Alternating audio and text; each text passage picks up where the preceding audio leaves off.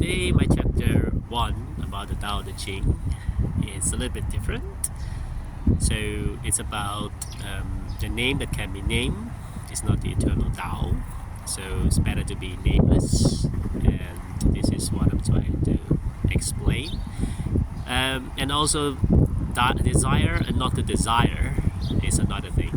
So it's a mystery, as you can hear from the poem itself. So how to explain the Tao chapter 1? Let's start with the flower. As you can see, the beautiful flower, there's many different names for it. There is a name in Chinese, there is a name in English, there is a name, even many people still debating on what kind of name it is. So if you name something, you negate it. How about it just enjoying the flower? When you see something beautiful, don't say, oh, this is the type of name, we call it red flower, or we call it lilies, or whatever.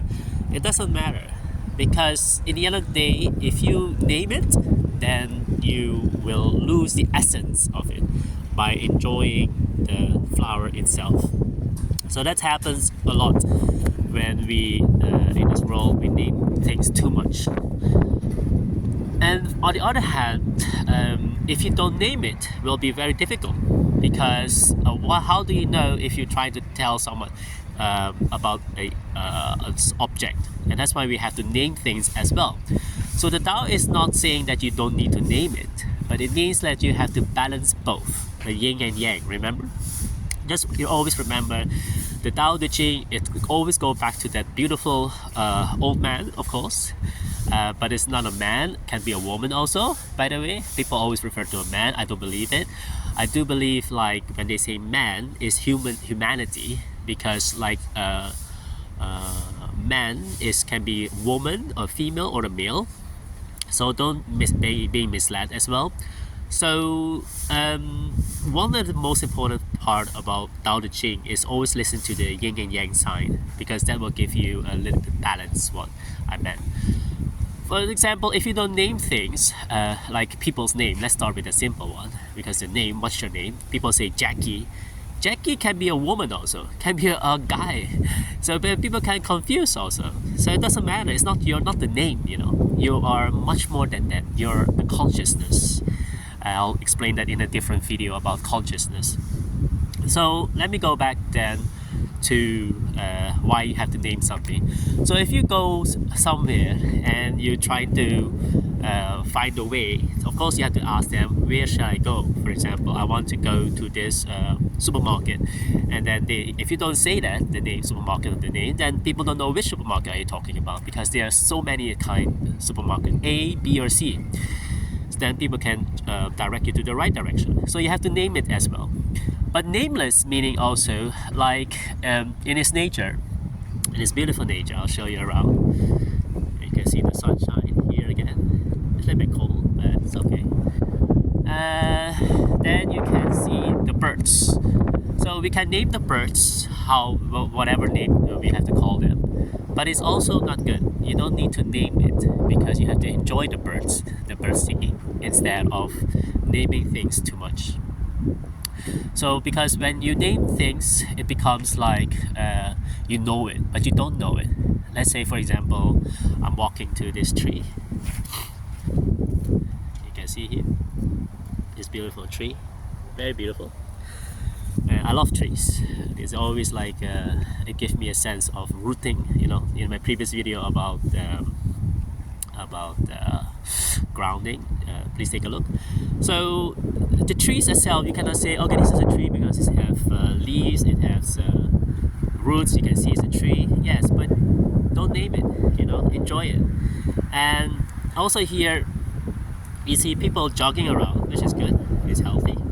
And once you see that you are listening to music or other things, it's fine if you really focus on. That's the second part of the Tao Te Ching, chapter 1, is desire and also desireless. You have to be both. Because if you desire to focus specifically on a goal that you want to achieve, an end point, then you miss the environment around you. So maybe you can just once you jog and you take a breath and then you enjoy the environment around you. That is desireless, and you forget about your desire now. So it's good to have desire, because without desire you're not trying to find out more about life, and that's quite boring as well.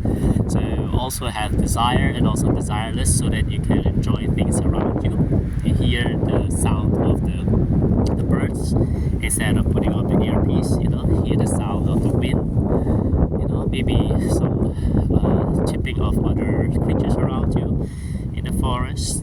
And that's very important.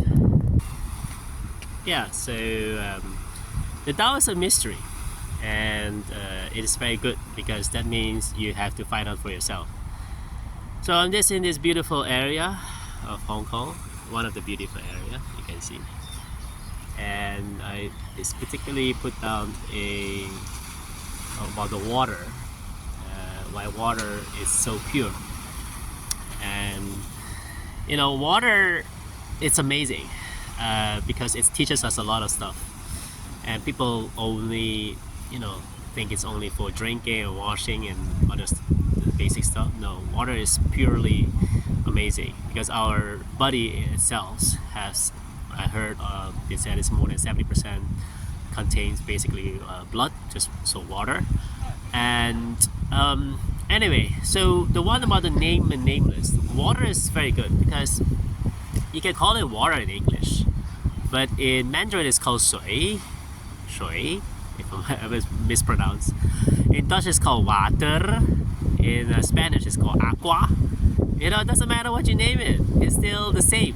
And we call it because then it makes life easier in different languages. So that's the reason why we do that. But also try to name it nameless, so that you can enjoy water the way water is, instead of naming things too much. Okay? So all in all, the chapter 1, I hope I explained it a little bit more in a decent way. But if not, please let me know. Another thing is about tasting, for example. Alan Watts also says that how do you know that you can taste your tongue? It's a very good question. So that's why I found it interesting to study continuously about chapter 1. It's not finished yet, but just make sure that you understand for yourself how you can apply things in life, and put down your phone as much as you can these days, because phone becomes very distraction. So sometimes I want to do another video about is the phone using you, or you are using the phone. I think most of the time people think they are using their phone, but in the end of the day they are being distracted by the phone itself. So the phone is basically quote unquote using you. Anyway, so back to chapter 1. Let go and let God is what some people believe in God, or let Allah, or let Buddha, or let whatever you believe in. Even though you can say let go, like in the movie Frozen, let it go. I love it, because that it reminds you as well about let go about all the stuff you have learned as well, so that your cup become empty and you keep learning. Okay, because once the cup is full, you cannot learn anymore. So try to empty your cup as much as you can. Literally also, they can really taste some other kind of taste. Don't only drink the things that you only know, but also in your mind, empty the things that you have learned, so that you can unlearn and relearn, so that you can enjoy life as much as you can. Especially in this day and age, you need to find your way how to empty your cup. Like I said, I'm still learning as well, let's go to the next chapter. Thank you. So chapter 1 of this Tao Te Ching, name and nameless, desire, desireless, and enjoy life. Alright, bye.